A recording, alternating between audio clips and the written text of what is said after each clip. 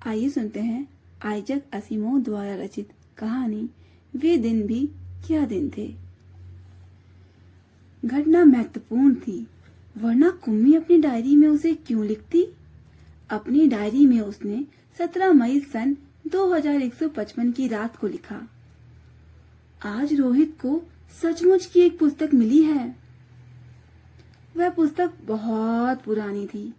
कुम्मी के दादा ने बताया था कि जब वे बहुत छोटे थे तब उनके दादा ने कहा था कि उनके जमाने में सारी कहानियां कागज पर छपती थी और पढ़ी जाती थी।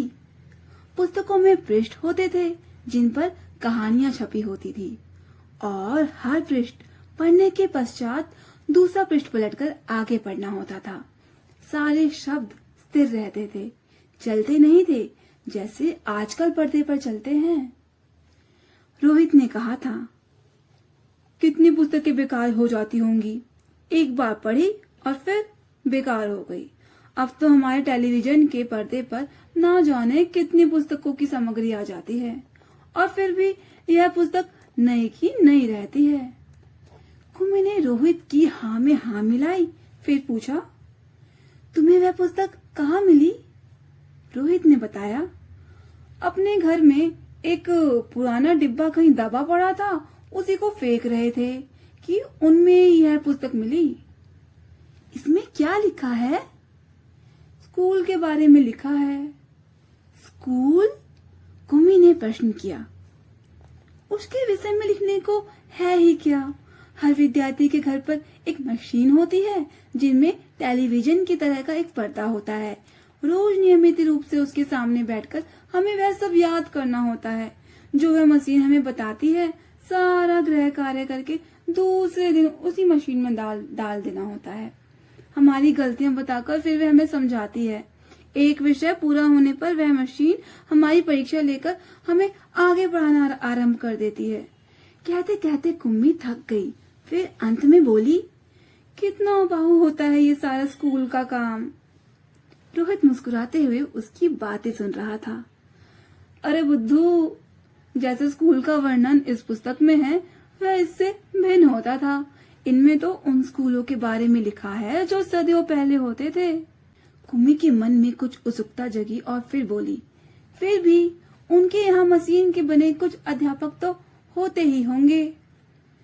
कुम्मी को याद आया कि एक बार जब उससे भूगोल में रोज वाली गलतियां होने लगी थी तो उसकी माँ ने मोहल्ले के अध्यक्ष को बुलाया था।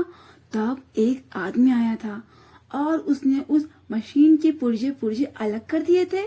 तब उसने मन ही मन यह मनाया था कि वह आदमी इस बुरे करने वाले अध्यापक को पुनः जोड़ न पाए तो उसे हमेशा के लिए से छुट्टी मिल जाए। लेकिन उस आदमी ने मशीन को फिर से जोड़कर उसकी माँ को बताया था।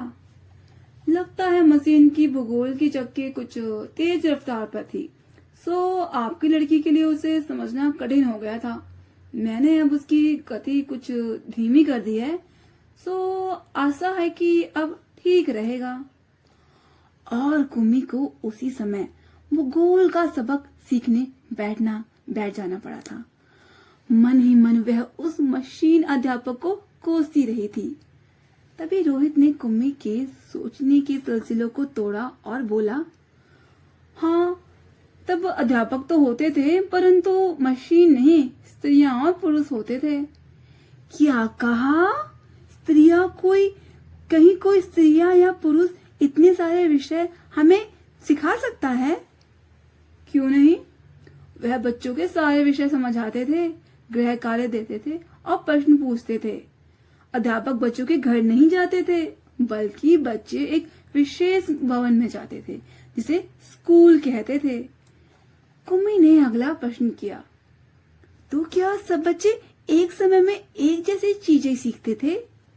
हाँ, एक आयु के बच्चे एक साथ बैठते थे। लेकिन माँ कहती है कि मशीनी अध्यापक हर बच्चे की समझ के अनुसार पढ़ाते हैं। फिर पुराने जमाने में यह कैसे संभव होता था?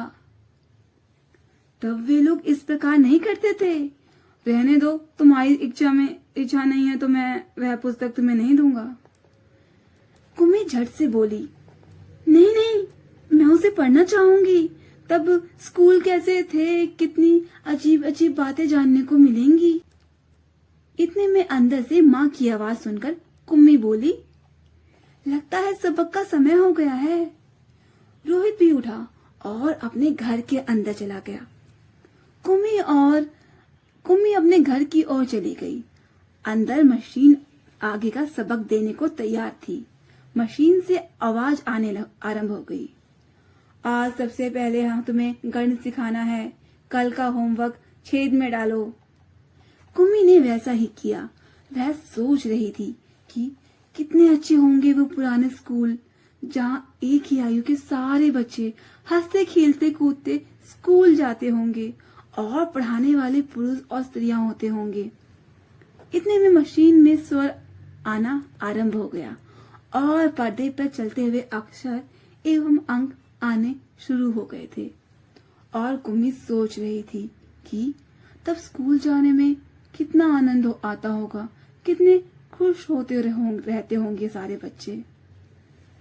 तो ये थी कहानी आइजैक असिमोव द्वारा रचित वो भी क्या दिन थे।